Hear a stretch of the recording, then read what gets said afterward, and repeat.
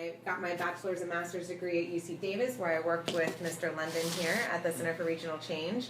And since then, I've really had a myriad of roles that have all been focused on building and staffing community-led coalitions that are focused on systems-level change. And so we're not just getting folks together to talk about services, we're not getting folks together to address their needs. I currently sit on my neighborhood association board as well as the neighborhood association board right next to me, and I've recently been appointed to the state's Office of Health Equity Advisory Committee as well as the AB 32 Environmental Justice Advisory Committee. And those of you who aren't familiar with AB 32, you should definitely Google it. This is the state's climate legislation that set in place a lot of the programs and policies we see today. She's here in Sacramento. And to do that, what we're focused on as far as our time and energy is building the capacity of those neighborhood groups, existing neighborhood groups and new neighborhood groups to understand and engage in a really equitable way, as well as building that partnership between advocates and neighborhood leaders. I think what we've done historically is try to bring everybody into one room, and that's not always the appropriate space. So how do we develop an understanding with each other and a culture where we're working together respectfully, where community is able to have their own voice, but the advocates, which there are many in Sacramento, are able to use our time and energy to really support the urgent needs of the neighborhoods that we're trying to serve. Okay, thanks Katie. So I'll give you a brief environmental justice autobiography for me. So I've always worked in and had my degrees in interdisciplinary and applied programs. I've never had a disciplinary program that could really fit the types of interests that I have, because I'm really interested in the connection between theory and action and ways that we can actually use knowledge to make communities better places. So throughout my career, I've worked both in the nonprofit sector and co-founded and directed an organization called Youth in Focus that trained young people to do community action research on a range of different topics. Now that I'm in the university and I direct the Center for Regional Change that Katie mentioned, and I'm also a professor in the Department of Human Ecology, my work really revolves around doing environmental justice research with communities, in which communities are, and leaders in those communities are helping to define the question, develop the methodologies, in many cases collect the data, in all cases work with us to figure out how to use the data, and at that point it really switches, and there's an image here of a woman whose name is Karen Borja gesturing in front of a map, and I'm sitting on the panel there, and that was the end of a large project in the Coachella Valley, and it kind of really exemplifies that we help develop the maps, but it's really then the community leaders that are using them to build solutions that work for them. That's not really our place. So let's see, I think I'll also do that. So the next slide is titled Environmental Justice and has this sort of cycle there, and just briefly to define the terms, because it is a term that can mean a lot of different things. And I think, Kristen, is this right, that they got a copy of an article that I'd written a few years back? So people have looked at that. That's great, by a colleague of mine, Julie Z, and myself, called Environmental Justice at the Crossroads. And our point there is that environmental justice can mean a lot of different things, and it's really powerful because it's expansive, but it does have some core values to it. So if you start in the upper right, environmental justice is about distribution and what populations and places are overburdened by environmental hazards, and which populations and places are lacking in access to the positive or the opportunities, like good places to play and recreate, good food, quality jobs, good education, and so on. So it's about who's getting what. The next part is process, and there's a kind of a motto in environmental justice of we speak for ourselves, where communities that are most affected by these kinds of environmental injustices really have the right and need to have that right respected to represent their own interests and not just be manipulated or not just be a token, but really have a powerful role. The next one along the line is my good friend Aretha Franklin, and talking about respect. So it's not just enough to be involved and be invited to, say, give a 2-minute presentation at a hearing. It's a very different thing to have that knowledge really seen as legitimate and respected, and have one's, this is often the case with indigenous rights, but other kinds of just populations that may have a different way of knowing and thinking, and having that incorporated. And then finally, the idea of capabilities of not just, again, stopping bad things from happening, but really building thriving, sustainable communities over time. Okay, so with that framework, the next slide is the cover of this report, Capitalizing Environmental Justice in the Sacramento Region, Building a Strategic Framework for Regional Action, and I think everyone should have received that as well. So we created this report, and I'll show you who we created it with, but one of the reasons why we did it is because there have been a lot of environmental justice reports in other parts of California, some that my group has done in the San Joaquin Valley and the Coachella Valley, other folks have done in the Bay Area and in Los Angeles, but until now there's never been one in Sacramento, and in many cases because Sacramento is the state capital and there's amazing advocates here, but they're often working at the state level and not at the local and community level, and that means that there's also a lack of resources that go to those local organizations, so it's sort of a self-replicating cycle. So we worked with, and the next slide is the Powerful Partnerships, a group of terrific organizations, and that group is growing now, including Breathe Sacramento, or Breathe California in the Sacramento office here that Katie is playing lead roles in. The Air District, where we're sitting now, supported the printing and publication, distribution of the report, and that continues to grow. But there is a coalition called the Coalition on Regional Equity that had an environmental justice initiative for a number of years, and they really wanted to have a report that could help identify what were the issues that they ought to be focusing on, figure out who they needed to be in relationship with to address those issues, and develop a set of policy recommendations. So one of the things that we started with that a lot of reports don't is a deep history, and this is really important. This is really important for a few reasons. One is you need to really understand, if you're going to understand the present landscape of environmental injustice, you need to understand how it came to be that way. So everything from genocide of the Native American tribes that have lived here for thousands of years and still do, to the anti-Asian, anti-Chinese, anti-Japanese expropriation of land, a deep,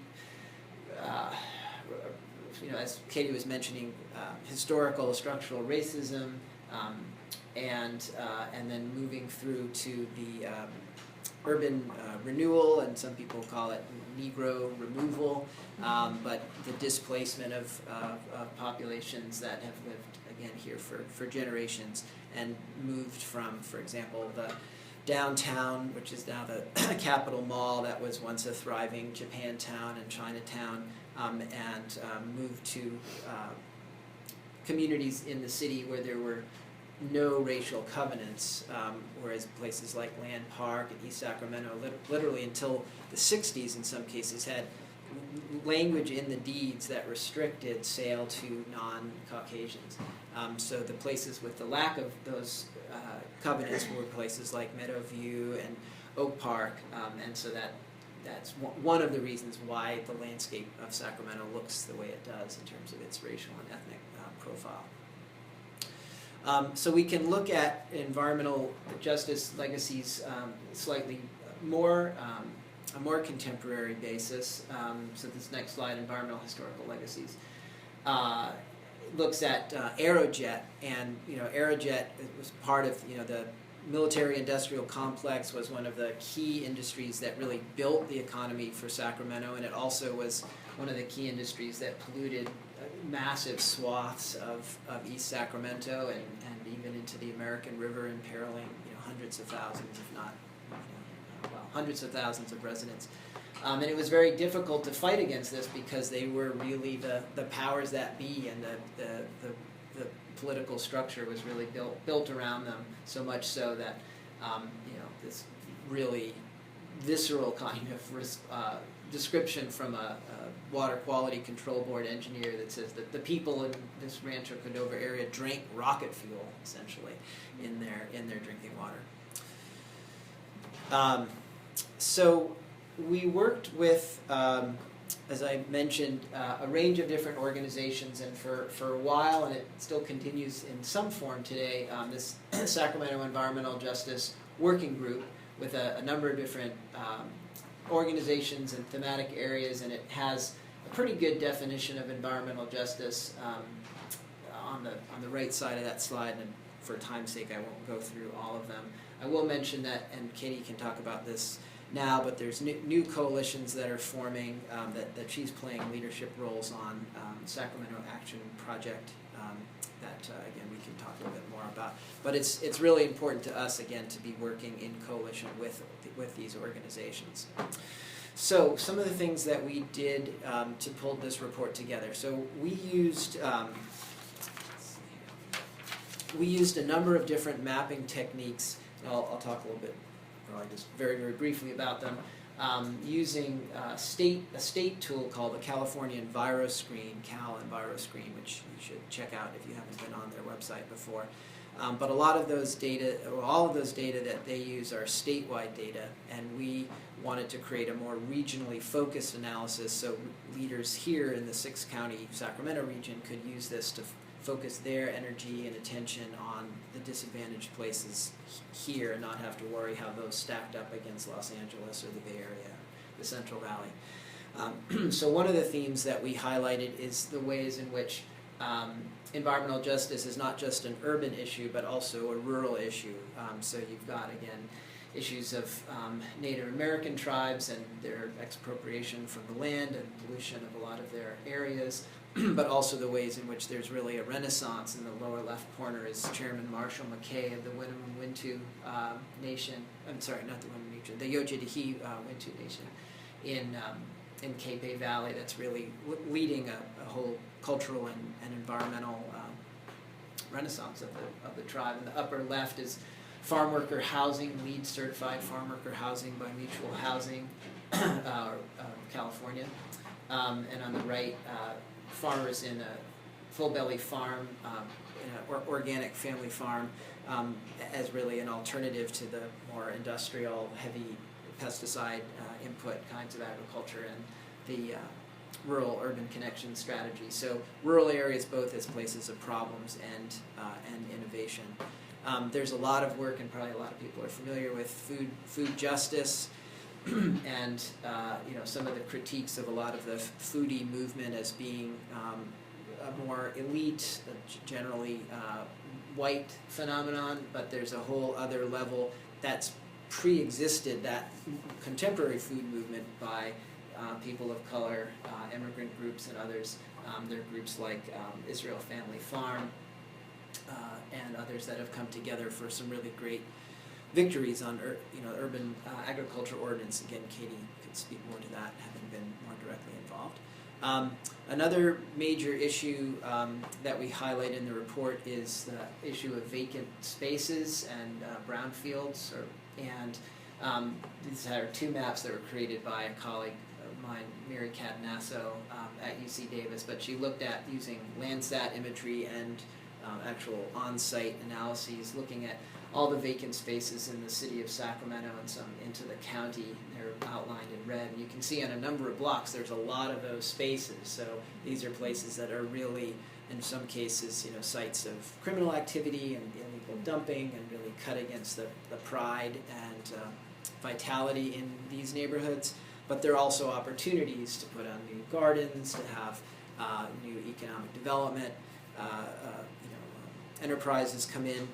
But then, as these things happen, as that revitalization happens, it can also create gentrification and displacement. And so it's a really tricky balance to figure out exactly how to manage these. But it's important to understand what that pattern is on the landscape.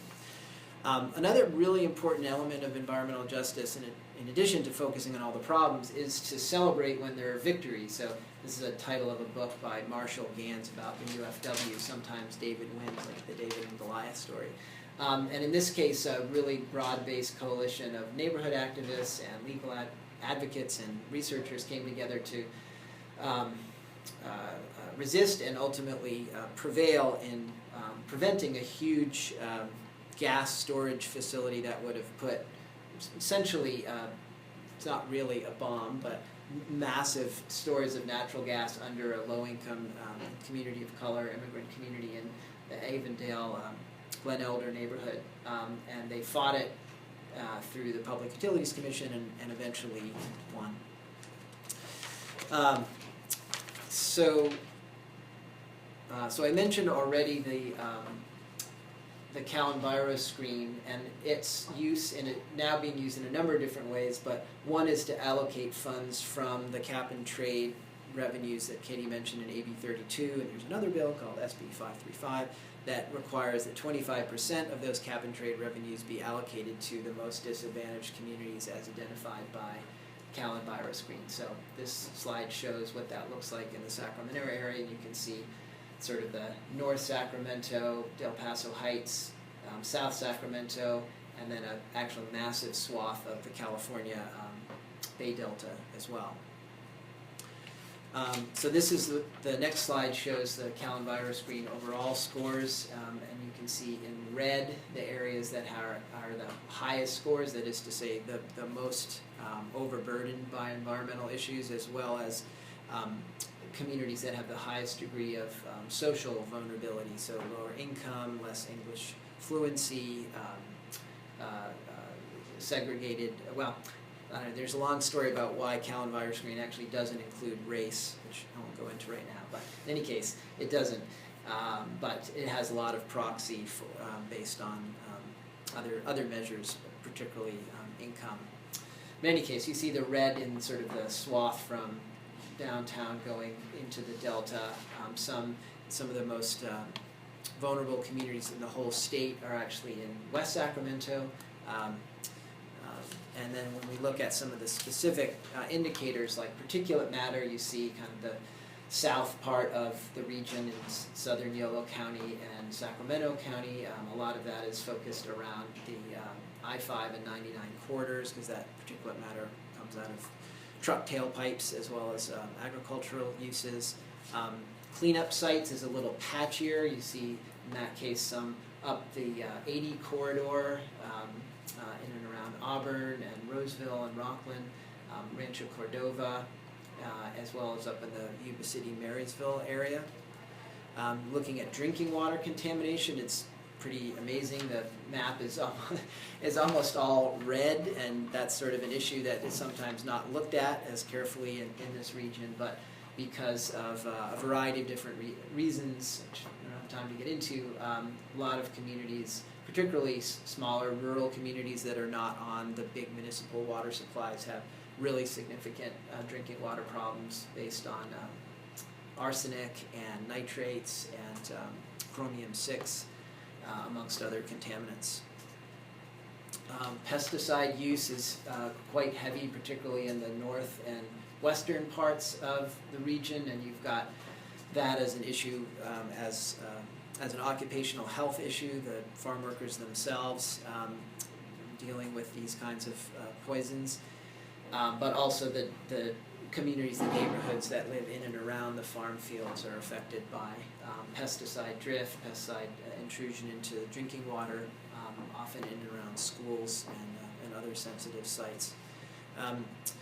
We also looked at trying to break down more specific neighborhood by neighborhood. So this slide that's diverse communities, diverse inequities, looked at these 4 neighborhoods: East Sacramento, Del Paso Heights, the avenues, putting that in quotes, the avenues as a name of a community in South Sacramento, and the Depot Park Vineyard out in the further eastern part of the county.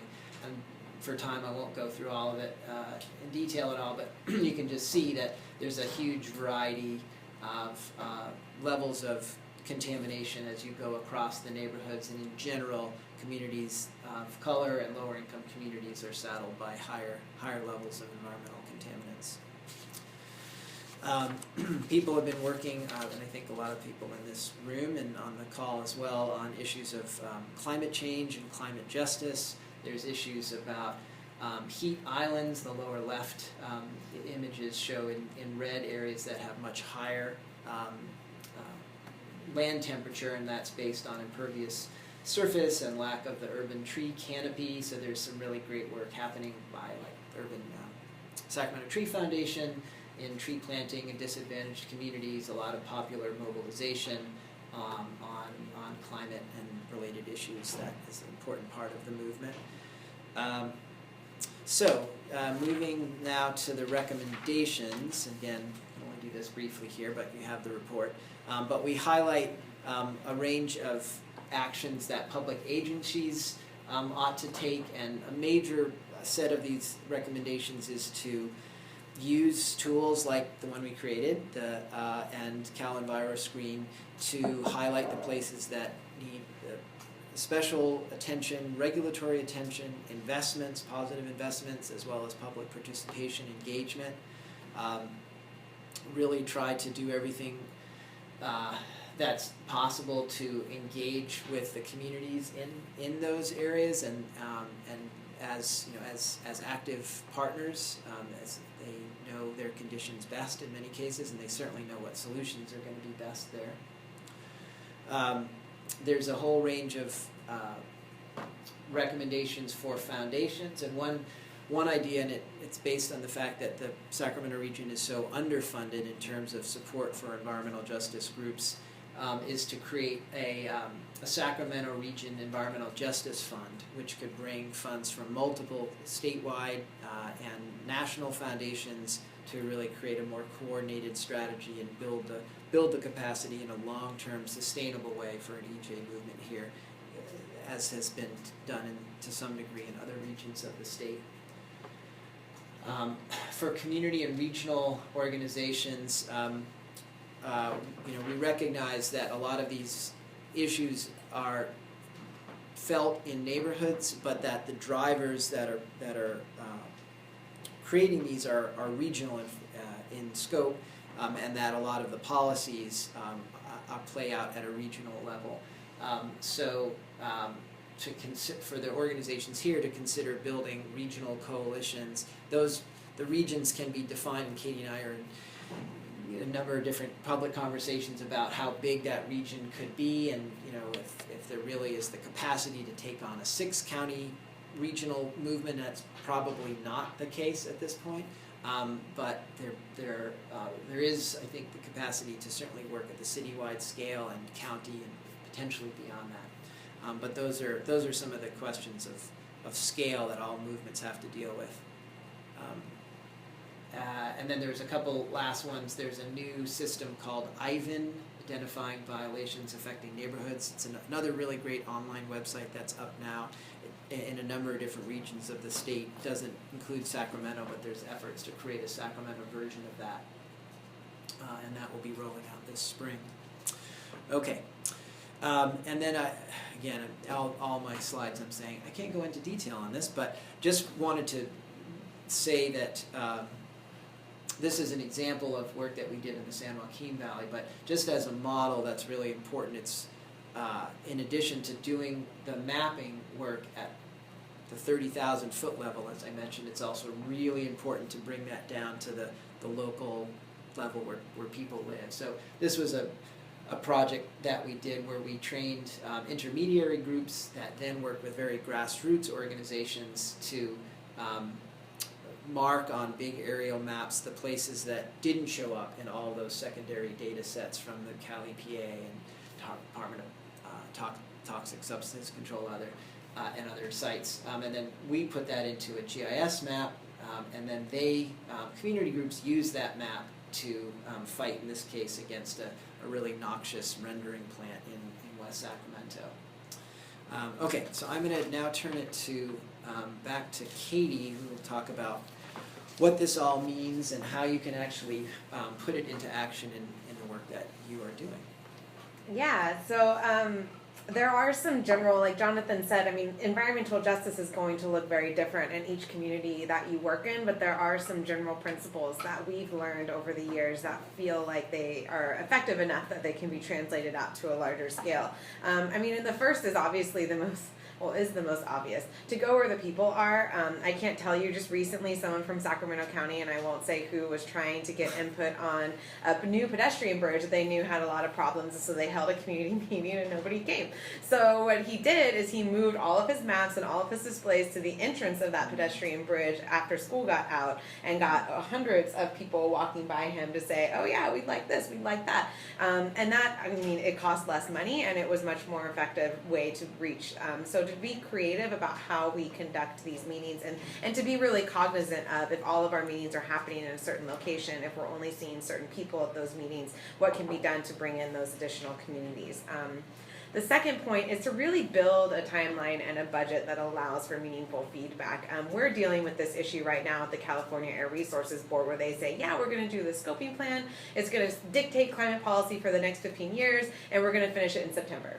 And it's like, and so the environmental justice community is really banded together to say that's not enough time. I mean, just the time it would take for us to get out, to explain what this means, to really ensure people have a common level of understanding so that they can give us informed feedback, will take much longer than that. We need you to start later. And it's this ongoing dialogue that hopefully will find resolution soon, but is one example of a process that is designed from the get-go with a rigidity that will probably prohibit us from being able to reach all of the voices that we need to reach in the state in the time we've been given.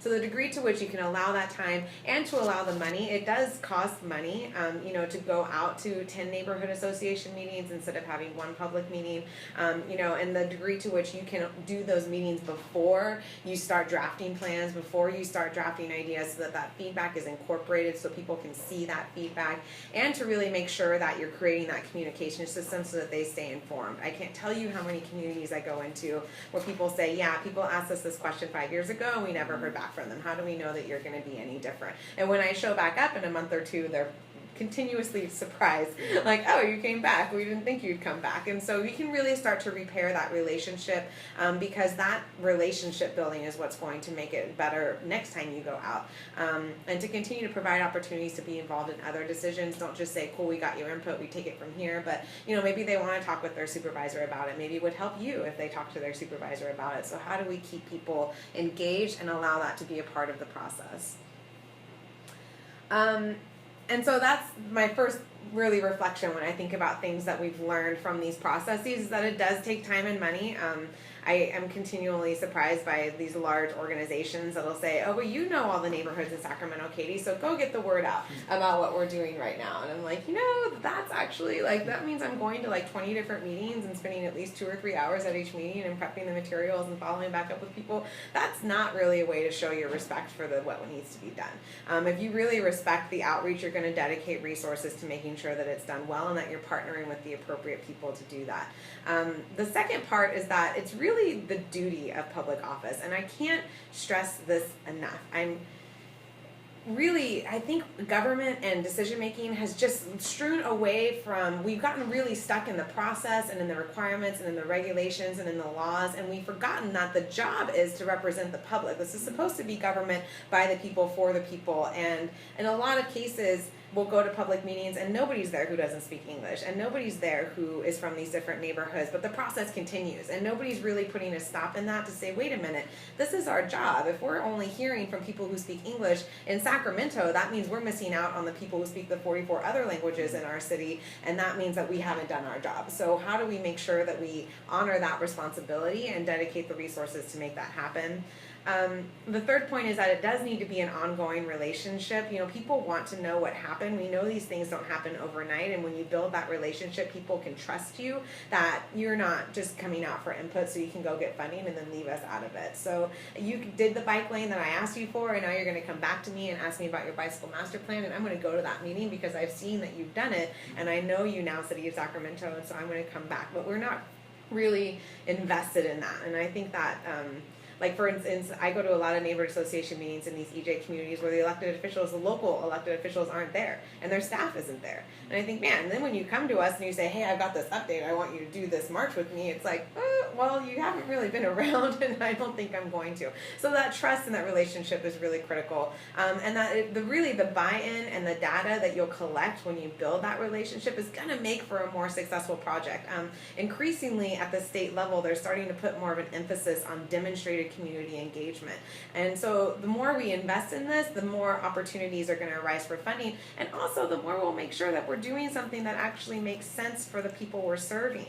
Something as simple as saying that you have to pay your rent by a check, right? You can't pay your rent in cash.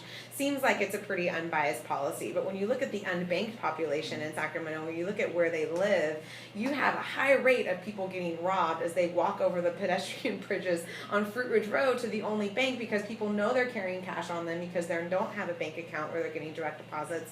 And so how do we make sure that, I mean, that's a really simple policy change, right? But it hasn't happened yet. And I'm constantly surprised by the missed opportunities we have to really have a lot of success in what government does by not just asking people. The next point is that I'm in a lot of rooms where people talk about how do we get the political buy-in and how do we build the political will, and I'm like, well, I know, you get 50 people from their neighborhood that they represent to come to a meeting and say we want this. And the way to do that is to invest them in the process and to make sure that this is their thing that they do really want and that they have the skills and ability to go and talk to their local elected officials. It's going to make the job for all of us folks that sit in this middle ground between decision makers and community a lot easier. And finally, it results in better solutions, it results in better policies, and it results in projects that actually make a difference for the health in these communities. And so it does seem like extra money, and it does seem like extra steps, and in some cases you're going to take a great idea to a community and they're going to send you right back to where you started, but it's going to be better in the end. So you have to have that patience and that will from the beginning. So finally, call to action. Jonathon and I are both organizers in that way, that we don't want to talk to anybody without telling you what you need to do or what we think you need to do. The first bullet goes to Jonathon's earlier point about respecting and incorporating multiple forms of knowledge. And that people aren't going to necessarily ask for a road diet when you come to them, but when you talk about problems and you create the space that really honors what they do know, they're going to give you the feedback that you need to get there. But you have to be really creative. I mean, I'm very low tech. I have flip chart paper, I have, markers, sometimes I have maps if somebody prints one for me, and I'm like, all right, just circle the areas that are problems. And maybe they circle the whole area, but we have to respect the fact that they might know more than we think, and that it's not necessarily up to us to educate people. Like energy efficiency, for example. I grew up in a household where that AC did not turn on unless you absolutely must have that AC on. Like, you only run the dishwasher when it is full of dishes, because every time we run that dishwasher, it's going to cost us money. And yet for some reason, we've adopted this understanding that people don't understand in low-income communities how to be energy efficient. We're not really listening and respecting that they might have something to contribute to the conversation. The second bullet is to collaborate on your end. It's so frustrating when, like, the bike master plan people come out and I'm like, well, the problem is that the traffic's too fast, and they're like, oh, that's a traffic engineering problem. And so it's like there is no one-stop shop. Instead of having 10 different groups come to my meeting, it'd be great if everybody came at the same time and you had one presentation and it was consistent, and that we could talk to you and I could say, this is the intersection, that's the problem, and then you go back and you talk to the traffic engineer and you talk to the city planner and you find a solution in that way. Don't put the onus on the neighborhood to track down 10 different people to get done what we need done. It's not going to really incentivize me to come to your meetings. The next bullet is to take that time to educate, to solicit input, and incorporate feedback, which is one I've covered a lot. But this next bullet is something that's really, really important. The degree to which you can start incorporating racial equity analysis and racial impact analyses into the decisions you do. And this is for everything, for using a check for paying rent, for where you hold your public meeting. Who is going to have access to it? Who is not going to have access to it? And what measures can you take to ensure that people of color have the equal opportunity to participate and benefit from what you are doing? I cannot stress this enough. And in many cases, the only way to do a good racial impact analysis is to actually talk to some folks from those communities. Why aren't you going to regional transit meetings? Why don't I see you at the City Planning Commission when they're talking about the development in your neighborhood? And they tell you it's because the bus stops at 8 p.m. and your meeting goes until 9 p.m. and I just can't make that work. That's a simple fix, right? But the only way we're going to know is if we ask, and the only way we're going to ask is if we're looking at this explicitly through a racial lens. If we're addressing environmental justice, we're addressing the systemic racism that has made environmental justice such an issue. And finally, just to step back every once in a while, we get so bogged down in rulemaking processes and projects and plans that sometimes we can miss a really cool opportunity that's right in front of our face just because we're looking at something through such a narrow lens. And so the degree to which you can step back and really assess what your agency is doing as a whole, assess what other agencies are doing, really looking at the communities, are we still seeing gaps? SB 375 has not resulted in investments in the neighborhoods. That is just a fact. So what do we do at the MPO level to ensure that the planning process we do and the way we follow up with that planning process actually ensures that the grant applications that move forward are equitably distributed across the region? Like, that's a question that nobody had asked until we asked it a month ago to SACOG, and they said, that's a great idea. So, I mean, we need to step back and look at the big picture, because when you go to a neighborhood, we don't just experience your transit plan, we don't just experience your energy efficiency, we're experiencing all of these things. And so how can we help you see that larger vision and make that a reality in your work? So that's it. I don't know if we throw it at the end. Yep, that was it. All right. Thank you so much. And thank you for doing that that was like so rapid fire. Rushing it, man. So got a lot of questions in from folks, and continue to send them in over the chat bar, please, as we go. But one of the first things is, what's a good way of measuring if a city's EJ actions are actually taking effect and are actually, working out? What are some of the things that local agencies can do to actually see if this is impactful? Mm-hmm. Yeah, good question. So if you go back to the different definitions of environmental justice, of having like a distribution element and a process element, as well as an impact element.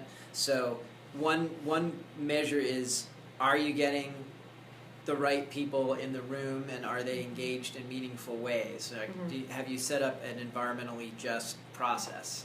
And Katie went into really terrific detail on what that would look like, and so being able to hold yourselves accountable for what that process looks like. And then in terms of the distribution, that's really, is the money, follow the money, show me the money. Where, if it's investments in bikes or in, parks or in, monitoring and, that's where I'm looking for, enforcement of your environmental and health guidelines. Where are those kinds of resources being distributed, mapping those across the city? I think you could look at, and there's some work coming out of the Governor's Office of Planning and Research to create guidelines, environmental justice guidelines that can be used for city and county general plans, and Riverside County is actually leading the way. They're developing, or at least beginning to develop, an environmental justice element in their general plan, and I think that could happen at the city, municipal levels as well. That's one. Great. So can you talk a little bit more about what is going on around the state in terms of working with Native communities and documented communities and farm workers? Are there special initiatives that are working with these populations and trying to get them involved, or are they really getting left out of the process? The tribal communities are very well connected with each other. There is no real focus on, I think there's a general misunderstanding of what it means to be sovereign and what it means to be a nation within a nation in the context of California. We do have several reservations, we do have several tribes. Yochidahee is one local example of a tribe who's been given these rights, and how we are supposed to work with those folks. I've heard a lot of testimony from Central Valley tribes where I'm from of, continued lack of consultation and continued lack of meaningful consultation, and the rigidity of a process that doesn't allow us, it expects us to tell you where all of our cultural sites are, when really what we want is for you to just always come to us when you're building a new road, so we can tell you, no, you can't build your road there. So it's an ongoing relationship that's needed to be built, and in the undocumented communities I'm a little less familiar with, but I don't know, Jonathan, what do you?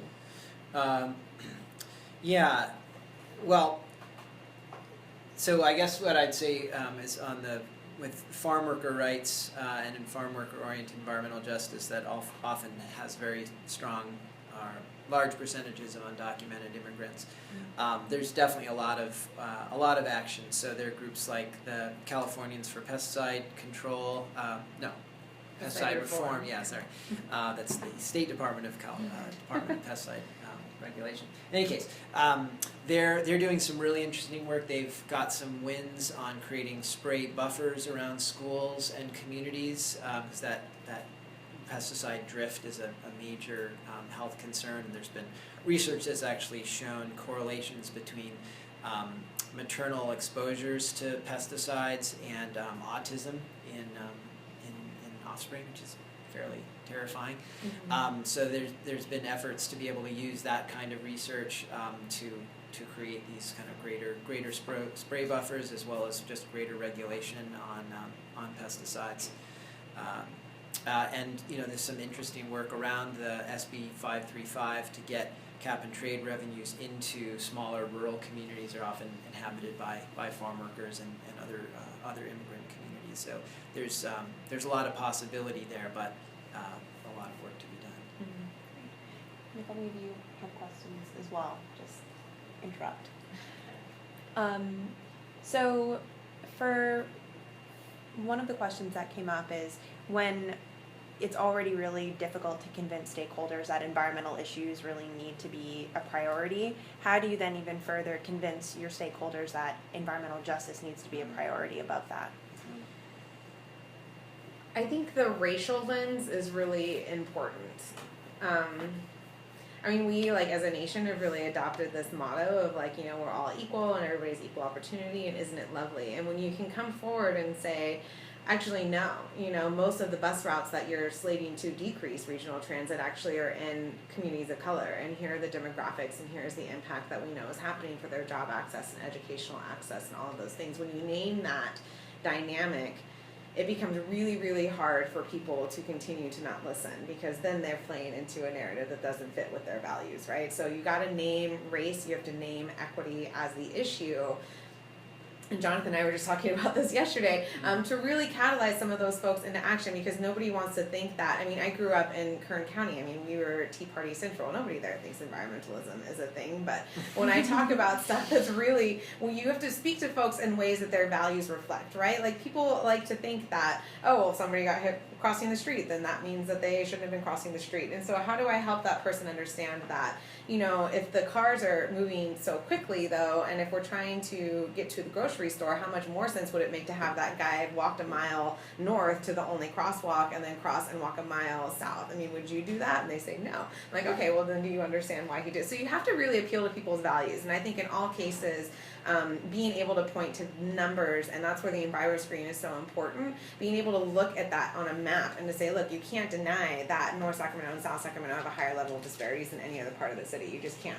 And when you overlay that with, like, the EJ screen map of where predominantly minority populations live, you see that it's in North Sacramento and South Sacramento. Like, we're an integrated city, but we're also incredibly inequitable. So that data and that frame is really important. Excellent. Questions from you all?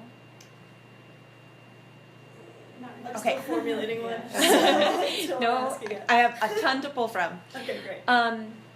So for a lot of the fellows, they're really seeing that environmental justice is completely left out of the conversations in their cities, and they're trying to look for ways to, how do you start that conversation, and what is the first step that you should take if you want to really incorporate environmental justice work into a city? Yeah, that's a really good and difficult question. So one, I mean, Katie mentioned, from good organizing perspective, appeal to people's self-interest, kind of the best way to start.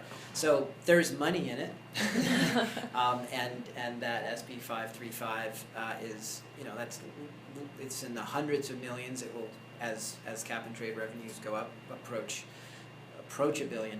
It's $2.2 billion this year. Yeah, overall. But then if Yeah. you take a quarter, right? Okay. I mean, a quarter of an increasing pie is big. So if municipalities want to get access to those funds for good stuff like transit-oriented development, for urban greening, and other kinds of economic revitalization of brownfields, a lot of things that cities and counties want, they can be accessed if this environmental justice frame is applied. I think another incentive there is there is a lot of interest, and again Katie talked about this eloquently, but just from a democratic process perspective, that cities and counties recognize appropriately that they need to engage their communities in a democratic way, and environmental justice orientation can help do that, can help understand what are the issues that are going to get these communities out that they're already working on, and how can municipal governments work better in partnership with them. So it's, I guess the bottom line is, this is not an add-on, this is just helping. So it's also referred to as the inside-outside strategy as well. So we hope that's enough, and sometimes it's not. I've been in plenty of jurisdictions that know that there's an equity and just say, well, we can keep going. And so we need those community partners to really have access to the data and information so that they can be those outside voices. You can put it in your staff report, hey, we looked at this and it looks like it might have a disproportionate impact on this neighborhood. I had somebody here at the Air District say, man, there's this development going in this neighborhood and nobody's saying anything. I don't know if they know. So all I did was send an email and say, hey, did you know there's a Dunkin' Donuts drive-through going in the middle of the shopping center in your neighborhood? And they went, no. And that's all I had to do, was just to communicate with the outside stakeholders, and they took it from there. I think in a lot of jurisdictions there are those groups. It's just a matter of knowing who they are and how they like to be engaged, and kind of saying, hey, you're not being subversive. If you say, hey, just FYI, planning commission agenda, we're going to be hearing this item, it's in your area, I thought you'd like to know. Just to make sure that they're involved, because that's going to naturally spur that imperative to say, look, why didn't you guys talk to us about this sooner? Why are we hearing about this now? Why is this development going into our neighborhood and not a different neighborhood? It'll naturally arise out of that dynamic, but sometimes you do need those outside partners. Thanks. What are some of the success stories that you've seen in terms of environmental justice initiatives around the state? So many. SB 535 was a huge one. To get a huge pile of money that a lot of industry folks had their eyes on, and a lot of jurisdictions had their eyes on, designated as needing to be spent in environmental justice communities, was huge. I think even the very establishment of the Cal EnviroScreen tool was a really big step. We actually have the data, and that's part of the reason why, I can say this from not being working for EPA, that race wasn't included, because if you include race in that map, imagine what it looks like. But having even the tool as it is a huge resource, having that focus. There's an actual definition now in statute about who environmental justice communities are, and they're at the top percentile of that map, and that hasn't existed before, and so it's given us an incredible legal precedent. And I think here locally, our Urban Agriculture Coalition, that was something that all the planners told us we couldn't do, and so we formed and it just happened to be mostly people of color who farm now, who want to farm, who want access to fresh food, and we were able to get it passed through that strategy of both calling race as a dynamic, but also building a broad-based coalition. So there's lots of examples. The the one I mentioned in the report too, the refusal to cite the Sacramento natural gas storage was huge, and that was somewhat unusual. There's a lot of similar kinds of battles in other parts of the state, and this was one that really involved a wide variety of groups, and really protected a community that was generally marginalized and underrepresented, but went up against some of the most powerful interests, and they're all the business interests were really excited about this storage facility, and they even had the leases signed from some crazy percentage of folks, because they went around in Christmas time and said, here's $200, will you sign this lease? Right. And everybody said sure.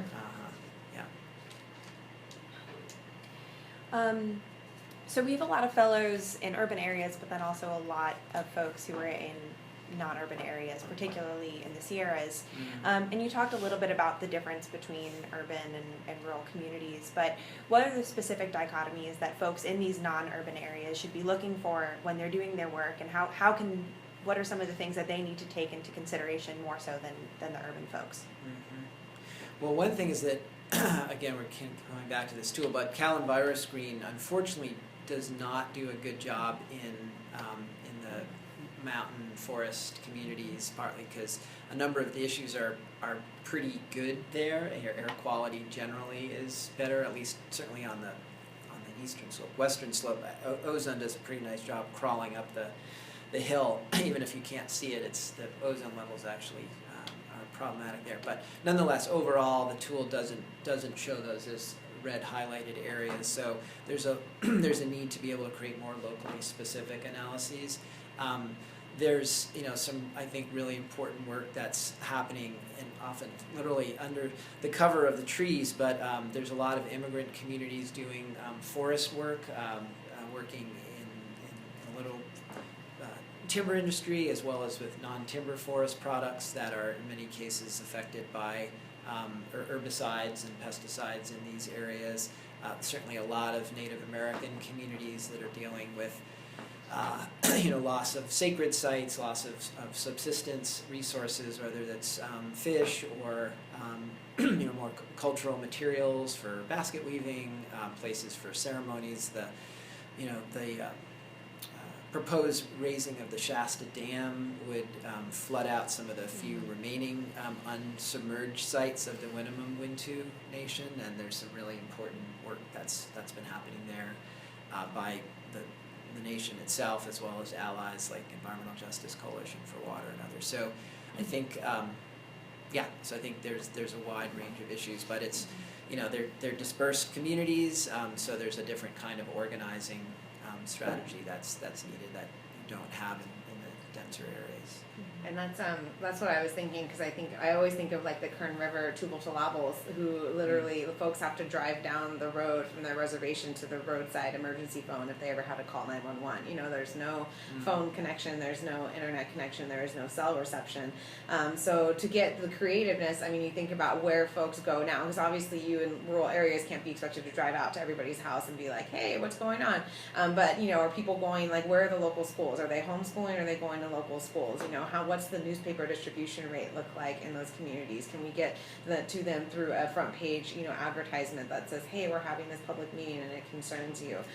What are the modes of feedback? Can people mail something in, or is it only online, interactive? And what language is that in? All of those considerations, everybody gets connected at some point, even if it's only at the grocery store once a month when they come down for provisions. And so getting really creative about how you time your outreach and where you're placing that outreach is really critical in rural areas. The next question is about the link between income and sustainable communities. Given that income in the middle class has stagnated and there's been a steady decrease in unions and really the disappearance of the middle class, why aren't more solutions being proposed to address these issues? This fellow gave a couple of different solutions, or couple of different examples of when it's really worked out, but why is this not a larger part of the political conversation? The issue of income inequality, you're saying?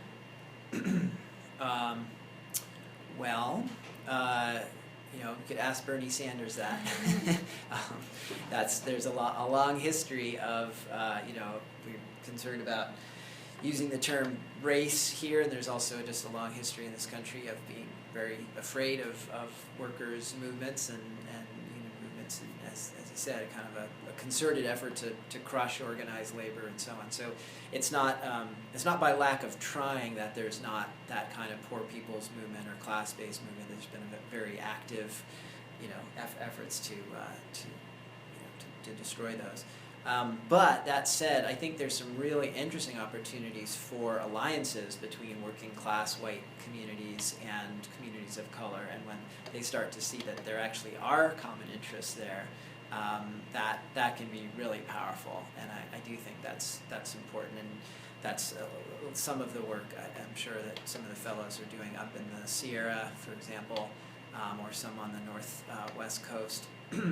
With long time low-income white communities that are facing a lot of issues that we would call environmental justice. So I think those kinds of alliances are really important to build. And I think we also have like a really limited definition of what's possible as far as economic development. We have this notion of, corporations and how we build jobs and how things work and labor interests. And I think this localization of the economy that's starting to happen as we look at climate change opens a really important door for what does it look like. I can't say no to the Safeway that has the gas station on it, because if Safeway doesn't come, how are we going to have a grocery store and how are we going to have 200 jobs? Like, it's just a limited frame of what happens when you start asking for these environmental justice outcomes. And also, a lot of it has to go with where the money is right now. Like, the money that is on the table is predominantly from greenhouse gas reduction fund money, and if it's from that, then it's going to go towards that. And again, the state has a really limited definition of how we address greenhouse gas reduction. I think that the conversion of our economy from the previous industrial age to a more nuanced technological green economy qualifies, and that we should be funding low entrepreneurship and business development and job creation in the neighborhoods as our primary focus for addressing greenhouse gas reduction. However, the legislation doesn't say that. So, there's a lot of opportunities at the state level to make it really clear. I think we need to do better at getting local hire preferences in place about where those local hires come from and building that legislation to support that. And labor is starting to come around. Actually, our local Sacramento Action Project, although they haven't been at the last couple of meetings, is heavily supported by the Central Labor Council here in Sacramento. So, the shift is happening. It's more, what are the solutions that we're looking towards so that we can undercut a lot of these typical arguments against what we're trying to do as far as economic development and income equality. So I know we're kind of over on time, and I don't want to keep you two long. Minutes. My meter's good till 12. Okay, so got a couple more questions then. So for fellows looking to learn a little bit more about kind of the policies that already exist and different initiatives that they want to look into more, what would you suggest people looking into initiatives that are already there that might be a good resource for them to learn about? So there's a number of coalitions that are useful kind of umbrellas to get a view on some of these cross-cutting issues. So in water, there's two really great groups, the Environmental Justice Coalition for Water and the Community Water Center, and they have between them, I don't know, over 100 local affiliates. In air quality, there's something called the Central Valley Air Quality Coalition, CVAC, and they've got, I think, over 70 organizations that are in their network. The Californians for Pesticide Reform, CPR, also has dozens of local affiliates. So those are pretty great sort of ways to be able to dial in, and get a broad overview. There's other groups, like there's something called the California Environmental Justice Alliance, AHA, that's sort of, I think it's about 12 of the really large-scale EJ groups throughout the state. And there's a neat network called the Central California Environmental Justice Network, CCEJN, that also has, there's overlap, but anyway, they've got, 100 organizations too, and they have an annual conference. So that's probably the recommendation, but people should look in their own individual communities, because it may not use the term environmental justice, but there's probably some set of organizations there that are working on those issues. So you don't only have to work at the coalition level, but that's sort of maybe just a good initial place to find where those local affiliates are. We spoke a little bit before about some of the water contamination across the state, and one of the fellows sent an article about all the tainted water in farming communities in the Central Valley. So what's the status of that now? What's being done to address that, or what is not being done to address that?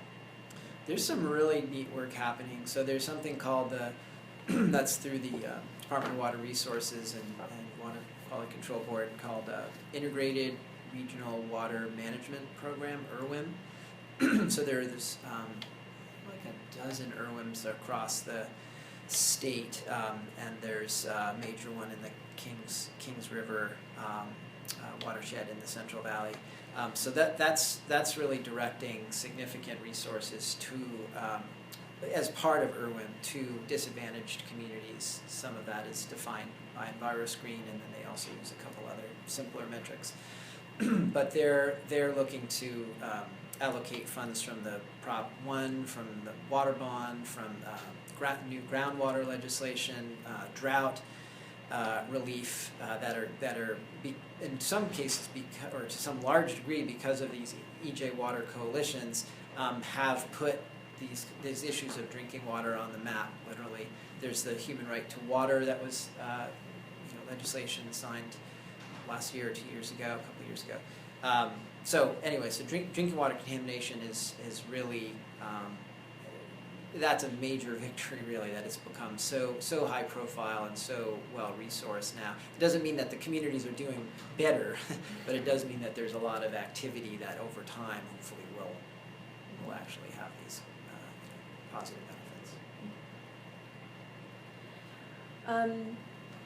How involved do you think the state government should be in addressing these issues versus how much should it be a completely local driven issue? Jonathon just like pointed at me like, yeah.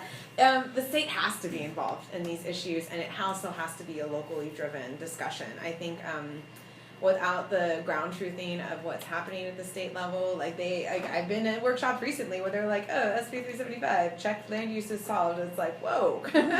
So without us at the ground level being able to check and give that feedback to the state, I think it's easy for things to continue to perpetuate into forever until we finally realize, wait, it's a state policy problem. And I think a lot of what we see in the communities, like the local governments have really modeled themselves pretty well after the state. You know, you have these siloing of decision making, you have these siloing of grant funds that we go for because that's what the state does and that's what we do in reflection of that. And I think at the Office of Health Equity level on that advisory committee, really trying to think about like how do we start to break down those silos at the state level so that local governments can break down the silos themselves. Because if we have, right now for the Greenhouse Gas Reduction Fund, it's 12 different agencies administering that fund for 12 different programs. And so if I have a community in Sacramento that needs trees and needs better bus service and wants a transit-oriented development, I have to apply to 3 different agencies. And so that naturally gets dispersed out across different stakeholders in our region because nobody can do that in one house. And so it mirrors each other in a lot of ways, and the folks in the communities need to be the ones kind of helping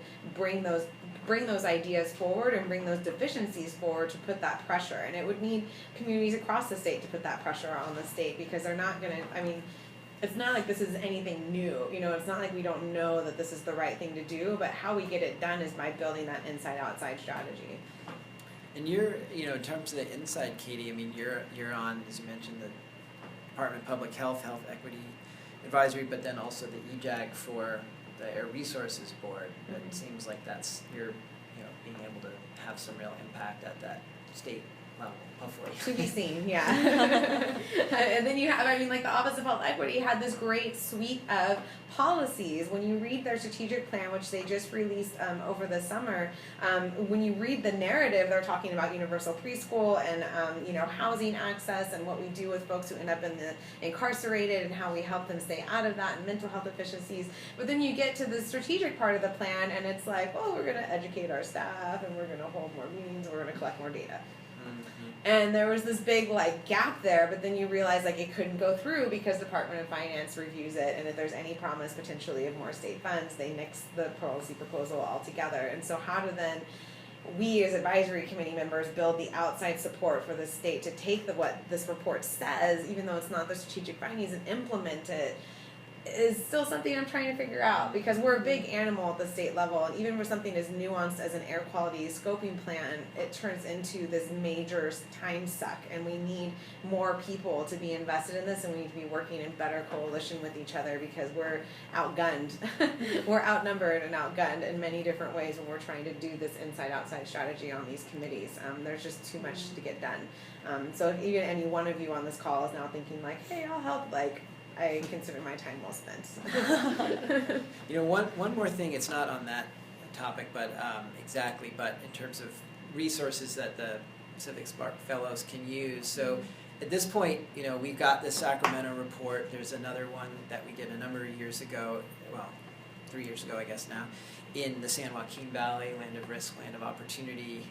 We did one in the Coachella Valley. Our colleagues Manuel Pastor, Rachel Monroe-Frosch, and Jim Sad have done reports in Los Angeles and the Bay Area. So if you're working in any of those areas, you should use those reports and bring those back to the attention of the agencies that you're working with, because there's there was a lot of support for those as those have come out, and they've had a fair bit of visibility and vetting by the different agencies. So and they're short and colorful and so on. So you should definitely use those as resources, and I'd certainly be happy to talk with any of you more offline about how you can do that.